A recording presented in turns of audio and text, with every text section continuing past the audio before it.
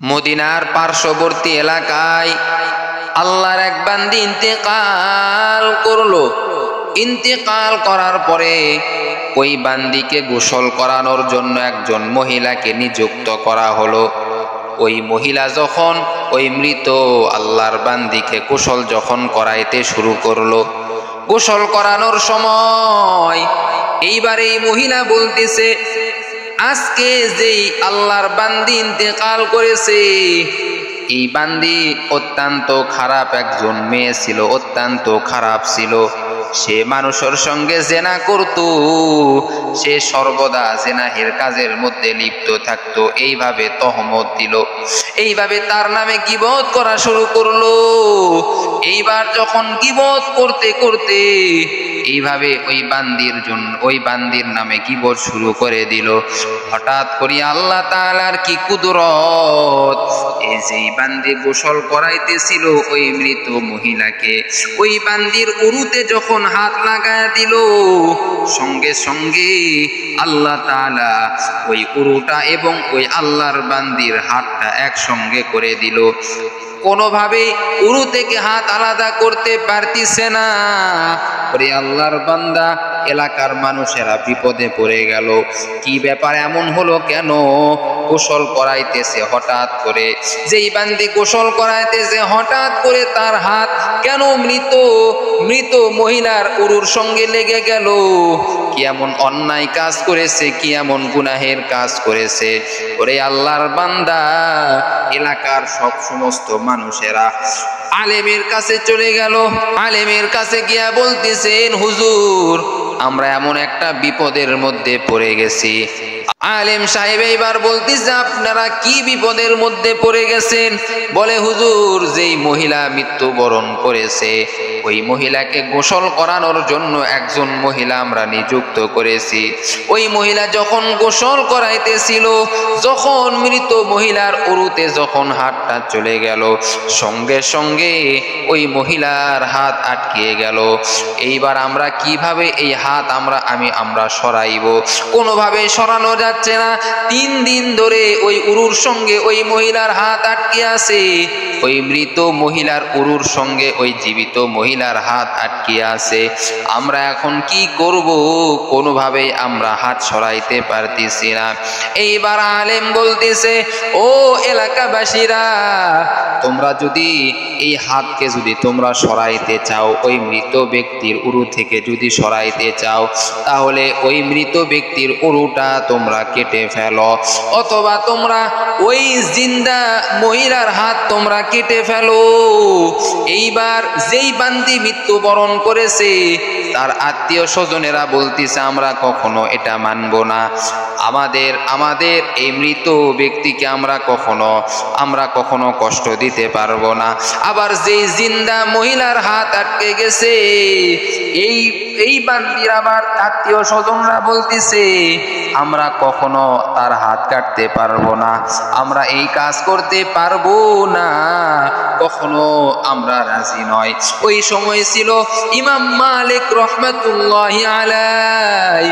ওরে আল্লাহর বান্দা, এইবার ইমাম মালিক রহমাতুল্লাহি আলাইহির কাছে সকল এলাকাবাসীরা চলে গেল। গিয়া বলল, হুজুর, আমরা এরকম বিপদের মধ্যে পড়ে গেছি, এরকম বিপদের মধ্যে আমরা পড়ে গেছি, আপনি একটু ফায়সালা করে দেন, আপনি একটু মীমাংসা করে দেন। এইবার ইমাম মালিক রহমাতুল্লাহি আলাইহি বলতেছে, চলো, আমাকে তোমরা নিয়ে চলো। ইমাম মালিক রহমাতুল্লাহি আলাইহিকে যখন নিয়ে যাওয়া হলো, ইমাম মালিক রহমাতুল্লাহি আলাইহি ওই বান্দিকে বলতেছে, তুমি যে মৃত মহিলাকে তুমি যে গোসল করাইতেছিলা, কি হয়েছিল? তুমি কি এমন অন্যায় করেছো? কি করেছো তুমি আমাকে একটু বলো। এইবার এই বান্দি বলতিছে, হুজুর, আমি যখন তাকে গোসল করাইতেছিলাম তার নামে আমি একটি কথা বলেছি, গীবত করেছি, আমি ইচ্ছা করে তার নামে একটি গীবত করেছি, আমি তার নামে একটি গীবত করেছি। এইবার ইমাম মালিক রহমাতুল্লাহি আলাইহিকে ওই মহিলা বলতিছে, হুজুর আমি এখন কি করব, আমি তো তার নামে মিথ্যা কথা বলে ফেলেছি। এইবার ইমাম মালিক রহমাতুল্লাহি আলাইহি বলতিছেন, ওরে আল্লাহর বান্দি, তুমি যদি ওই মৃত মহিলার উরু থেকে যদি তুমি হাত সরাইতে চাও, তুমি যদি নিয়ে আসতে চাও, তাহলে কোরআনের আইন তোমাকে মানতে হবে। এইবার এই মহিলা বলতেছে, কি কোরআনের আইন আপনি একটু বলবেন? এইবার ইমাম মালিক রহমাতুল্লাহি আলাইহি বলেন, কোরআনের মধ্যে আছে, যদি কোনো সতী নারীর উপর তহমত দেওয়া হয়, দুর্নাম যদি করা হয়, যেই ব্যক্তি দুর্নাম করবে ওই ব্যক্তি যদি সাক্ষী যদি না দেখাইতে পারে, তাহলে ওই ব্যক্তি কি ৮০টি বেতের আঘাত করতে হবে। তোমাকে যদি ৮০টি বেতের আঘাত করা হয়, তাহলে তুমি শুনে রাখো, আল্লাহ তাআলা তোমাকে এখান থেকে রেহাই দান করবে। অটোমেটিক আল্লাহ তাআলা ওই মৃত ব্যক্তির, ওই মৃত মহিলার উরু থেকে তোমার হাতটা আল্লাহ তাআলা সরায়া দিবে। তোমাকে যদি ৮০টি বেতের আঘাত করা হয়, এইবার জল্লাদকে বলা হলো, এই মহিলাকে ৮০টি বেতের আঘাত করো। ওরে বান্দা, যখন এই মহিলাকে যখন ৭৯টি যখন বেতের আঘাত করা হলো, তারপরেও ওই উরু থেকে এই মহিলার হাত সরলো না। যখন আবার ৮০টি বেতের আঘাত করা হলো, ওরে আল্লাহর বান্দা, আল্লাহ তাআলার কি কুদরত! ৮০টি বেতের আঘাত করার পরে সঙ্গে সঙ্গে ওই উরু থেকে হাত আলাদা হয়ে গেল। ওরে আল্লাহর বান্দা, ও আল্লাহর বান্দিরা, ও আম্মা জানেরা, তোমাদেরকে আমি বলতে চাই, কারণ আমি মিথ্যা কথা বলিও না, কারো দুর্নাম করিও না। ওরে আল্লাহর বান্দিরা, সাবধান, গীবত তোমরা করিও না। গীবত করলে কিন্তু চরম থেকে চরম শাস্তি হবে।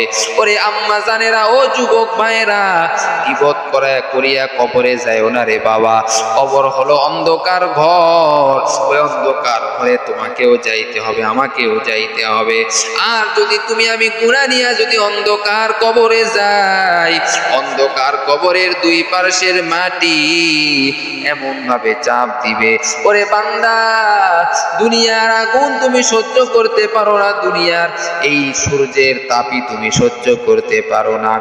অন্ধকার কবরে যাওয়ার পরে জাহান্নামের আগুন কিভাবে সহ্য করবা? অতএব বাবা সাবধান, কারণ আমি যদি মিথ্যা কথা যদি বলতে চাও, তাহলে একটু চিন্তা ভাবনা করিয়া বলো, কারণ আল্লাহ তাআলা তোমাকে দেখতেছেন, আমাকেও কিন্তু আল্লাহ দেখতেছেন। ওরে আল্লাহর বান্দা, ইমাম মালিক রহমাতুল্লাহি আলাইহি এত বড় একজন আলেম ছিলেন। ইমাম মালিক রহমাতুল্লাহি আলাইহি যখন এই কথা যখন তাদেরকে বললেন, সঙ্গে সঙ্গে আল্লাহ তাআলা ওই মহিলাকে আল্লাহ তাআলা রেহাই করে দিলেন। এজন্য কারো নামে অপবাদ দেওয়া যাবে না, কারো নামে কোনো দুর্নাম করা যাবে না, গীবত শিকায়েত করা যাবে না। আল গীবাতু আশাদ্দু মিনাজ জিনা, গীবত হলো জিনার থেকেও বেশি মারাত্মক। এজন্য আমরা গীবত যদি করি, আল্লাহ তাআলা অবশ্য আমাদেরকে কিন্তু জাহান্নামে দিবে।